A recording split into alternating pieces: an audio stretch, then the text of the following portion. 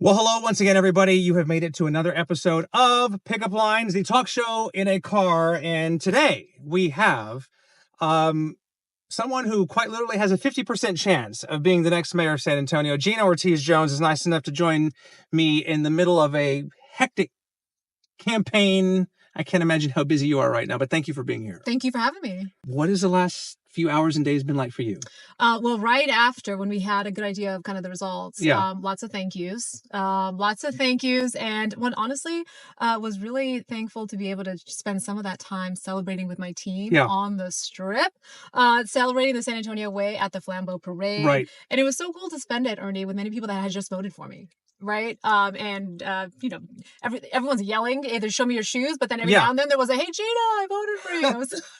So it was cool to be able to do that. But look, we're already back at it. We're already in the back knocking on doors. Yeah. I mean, this is a quick race. It's a different race, but it's a quick one. Early voting starts 3 weeks from yesterday. Yeah. So we're already back at it. But so much is at stake. So I'm really honored to be in this position, thankful for all the support, and we're going to continue working hard. And no more 27 candidates to kind of pick through on the ballot. It's down to 2 right now. I've said this, enough attention will be given to all the issues and everything. So I really want to spend these next few minutes kind of focusing on you, the person, because I know you spent much of your life in San Antonio, but ultimately you were not born here, correct? I was not, no. I was born, my mom came to this country. She graduated from the #1 university in the Philippines. She came here as a domestic helper. She wanted a chance at the American dream. And she's like, I know if I go to that country, even in that capacity, if the sky's the limit, if I'm willing to work hard, the sky's the limit. And so she just reminded my sister and I every single day that we were lucky, not smart, lucky to have been born here. We'd have to give back. It's why I was honored to serve in the Air Force in a number of ways. And my sister proudly serves as a drill instructor. In the Navy, though, because whatever big sis does, little sis is like, that's cool, I'm gonna do the opposite, right? Is there rivalry? Do you outrank her? How does that happen? Oh gosh, well, you know what? So it's funny. My sister and I we're only 14 months apart. Okay. And this is how like rivalry to the core on some things. I went to John Jay. Yes. My sister went to business careers. Right. Okay. At Holmes High School. At Holmes High School, yes. It's funny though, but we're actually very, very tight. My mom raised us by herself, and so the three of us are very, very tight. I'm really proud of my baby sister. Your sister's here in San Antonio? She's not. She's a drill instructor in the Navy. So that's right. Great, Great Lakes, which is just north of Chicago. Yeah. What do you want to say about your father or that situation? Where was he, or when all this was happening? Well, I would come to find out, to be frank, my father was not in my life. Okay. Growing up, and come to find out though that he served in the Vietnam War, and he had what we now know to be PTSD.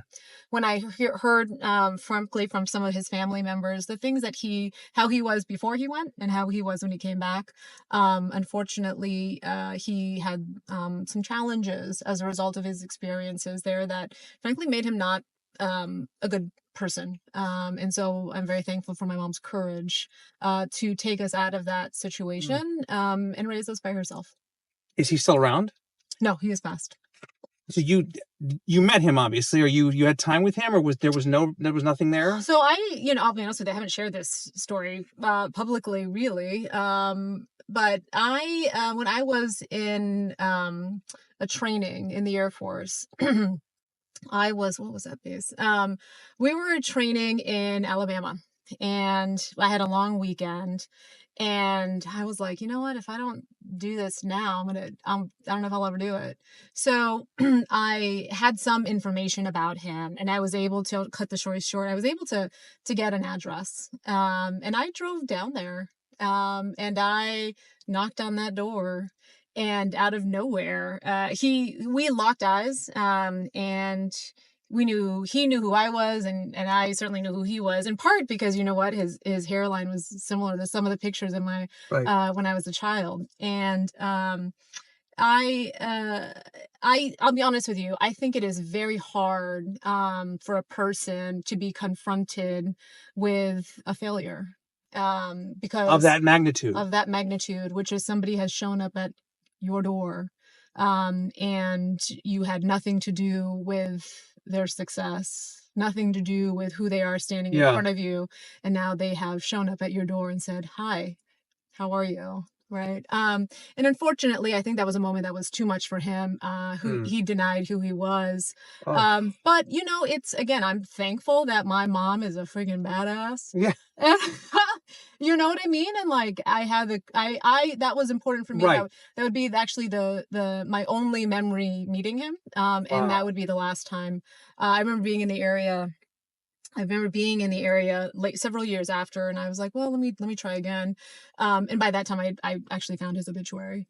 And so, but that time actually, I reached out to one of his sisters who was living in the area, Right. one of the Florida kind of home senior communities, Right. and I knocked on her door and I said, "Hey, I'm Gina," and she's like, "You are?" And honestly, I was there for a week, and I was able to hear stories Yeah. about my father, a man that I did not know in the way that she knew him, Right. a guy that would give the shirt off his back, was funny. And it was funny because my sister has there's something to her smile that my mom does not have. Right. And she showed me old pictures. We actually spent that whole week together. Every Right. day I'd meet up with her and we'd have dinner and she'd just tell me more stories about that side of the family. And then I saw pictures of him when he was younger, and my sister has that same smile. Mm. So, look, Wow. I think everything happens for a reason. I'm thankful my mom had the Yeah. courage to leave and take us away from that situation, because it was very unhealthy, and I am quite certain it would not have been safe Yeah. for us. So you navigate your teenage years at John Jay High School, as you Yeah. mentioned, and obviously the military is introduced to you. Did you always know that you wanted to go into the military? Well, I mean, we are a service family. My uncle came to the U.S. From the Philippines through the Navy. At Okay. the time, it's called the Steward Program. And at the time, the U.S. They really needed, frankly, help on the ships. Yeah. And so they were the only country they were recruiting from for this capacity was the Philippines. And so it really speaks to kind of the close relationship between the U.S. and the Philippines. Right. But I mean, at that time, they could only do a couple of things. You could Yeah. be a cook. You could be essentially, they called them a steward is essentially Right. a houseboy. You help the officers. And so, only 4 things. You're, again, very limited in what you can do.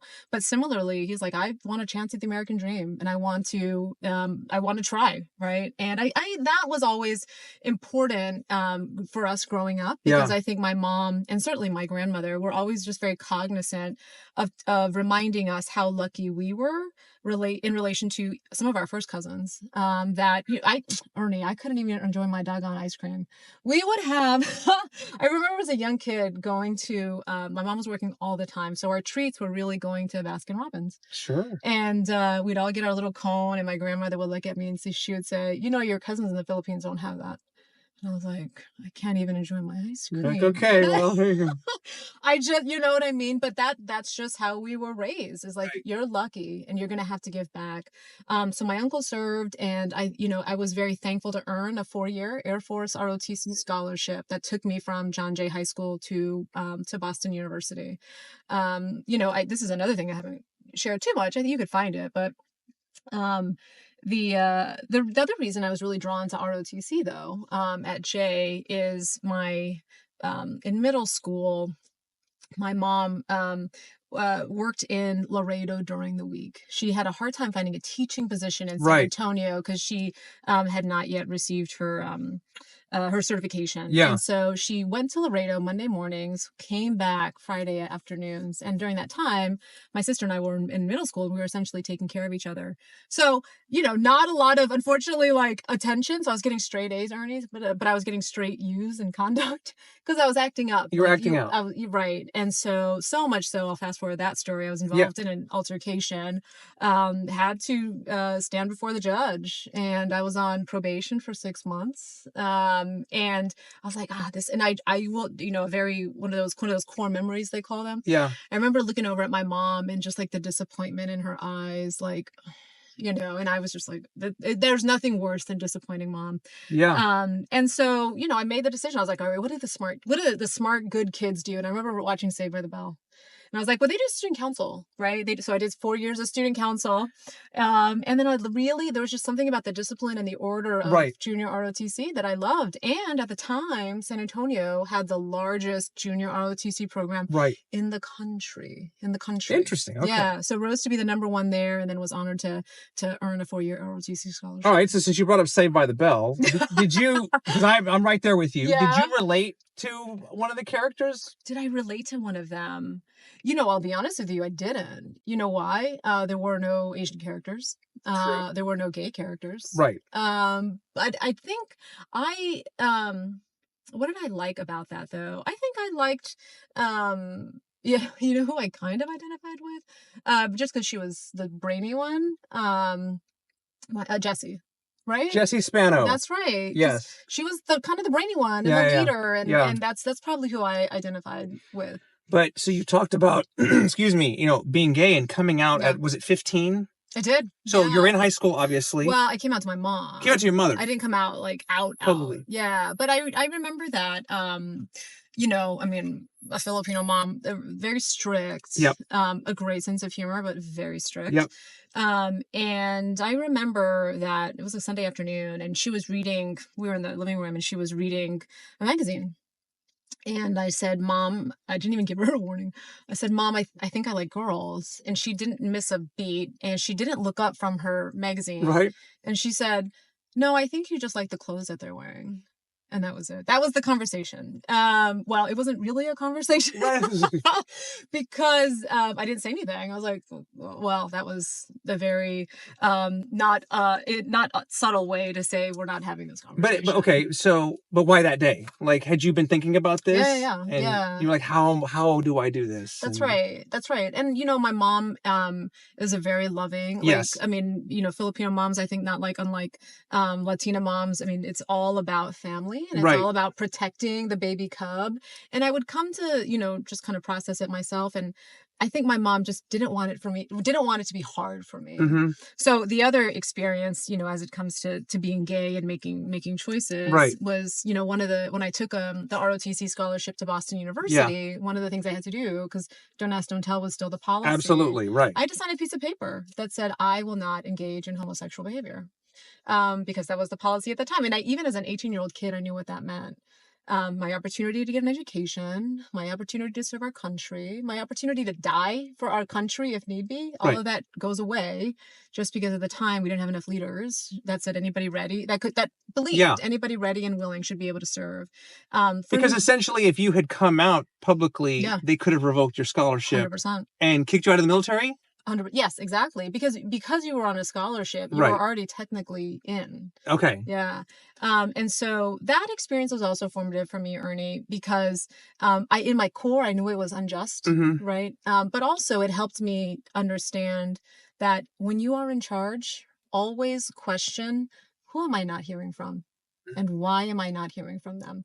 Sometimes there are processes, policies in place that are preventing you from truly understanding, one, what the people need, what they're experiencing, and how you can best serve them. Yeah. I think, not only have I led a lot of people as the undersecretary, I managed a big budget, led a lot of people, but it's experiences like that are core to me and that shape how I lead and how I think about serving people. And I think it'll well serve me as mayor. Yeah. A couple more minutes here with Gina Ortiz Jones, because again, we're in the middle of a campaign here and you have a lot to get to.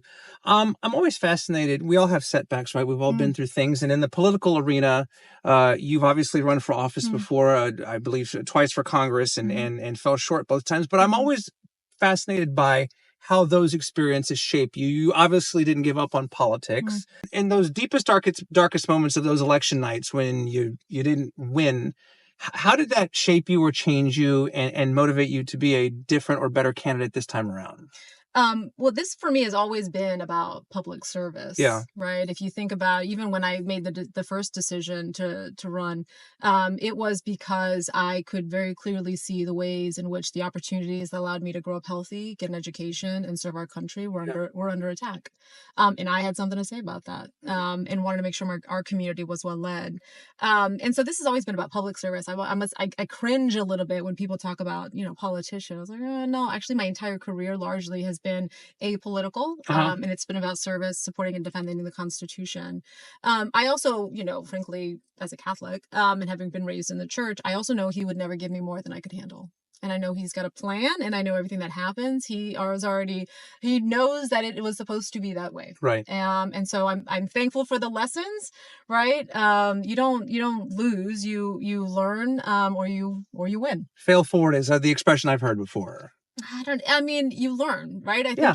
I think that's, just because I don't think there are necessarily failures. I Fair think enough. there are experiences, Yeah. that help you be better. Very good. Well, listen, I appreciate your time. Like I said, it's a super busy election season for you. GinaOrtizJones.com is the website if you'd like to learn more about Gina or her campaign or contribute or whatever that may be. Volunteer. Or volunteer. Knock on these doors. Very good. The runoff, by the way, is June 7th, Saturday, June 7th, and right. early voting, which I'm a fan of, will be coming soon. So all the best to you. Thank you, Ernie. Thank you so much. Thank Gina you. Ortiz Jones, and there you have it, another episode of Pickup Lines. We'll be back again very soon. You never know who'll be sitting in the car. Quite literally could be the next mayor of San Antonio, Texas. Until then, I'm Ernie Zuniga. We'll see you next time. Bye for now.